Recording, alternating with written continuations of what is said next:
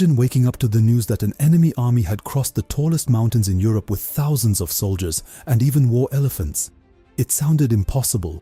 Yet in 218 BC, that's exactly what happened. Rome had never seen anything like it, and the man responsible would become one of the greatest military commanders in history. Born in Carthage around 247 BC, Hannibal Barca grew up in a city that had one dream: revenge. His father, Hannibal Barca, had fought Rome in the First Punic War and never accepted defeat. Before leaving for Spain, he reportedly made his young son swear that he would never be a friend of Rome. Whether legend or fact, Hannibal spent his entire life preparing for that promise. By the age of 26, Hannibal had become commander of Carthage's army. Everyone expected him to attack Rome by sea. Instead, he chose a route no one believed was possible. He led nearly 50,000 soldiers, thousands of horses, and dozens of war elephants toward the towering Alps. The journey was a nightmare.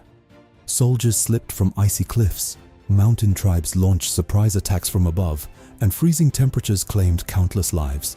By the time Hannibal reached Italy, he had lost almost half of his army. But he had done the impossible. Rome was completely caught off guard. The Romans quickly gathered an army, expecting an easy victory. Instead, Hannibal crushed them at the Battle of the Trebia River by hiding thousands of his best soldiers behind the battlefield. As the exhausted Romans crossed the freezing river, Hannibal struck from every direction. Thousands were killed, and the survivors fled in panic.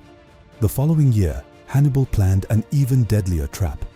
Near Lake Trasimene, he hid his entire army in the hills surrounding a narrow road. As the Roman army marched through the morning fog, Hannibal gave the signal. His soldiers attacked from every side. The Romans had no room to escape. It became one of the largest ambushes in military history, and an entire Roman army was destroyed. But Hannibal's greatest masterpiece came at the Battle of Cannae.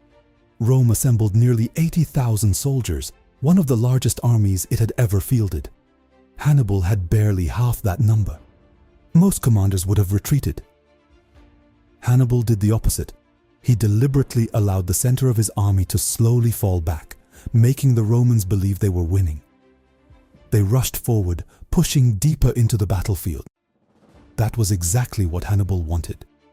Suddenly, his experienced African infantry attacked from both sides while his cavalry swept behind the Roman lines, completely surrounding them. The Roman army was trapped. What followed was one of the bloodiest days of the ancient world. Historians believe around 50,000 to 70,000 Roman soldiers were killed in a single day. It remains one of the greatest tactical victories ever achieved. After victories like these, many believed Rome would soon fall. But Hannibal faced an enemy he could not defeat: politics. He desperately needed reinforcements, supplies, and siege equipment to attack Rome itself.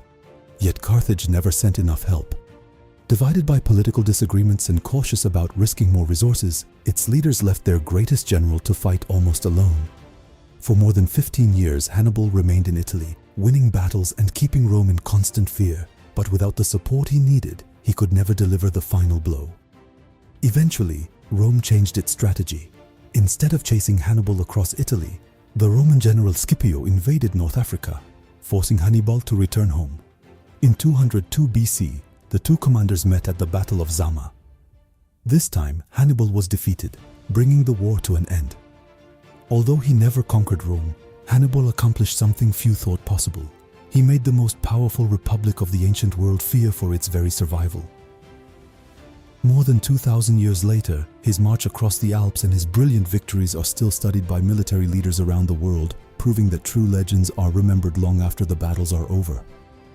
If you enjoyed this story, leave a like and subscribe for more incredible moments from history.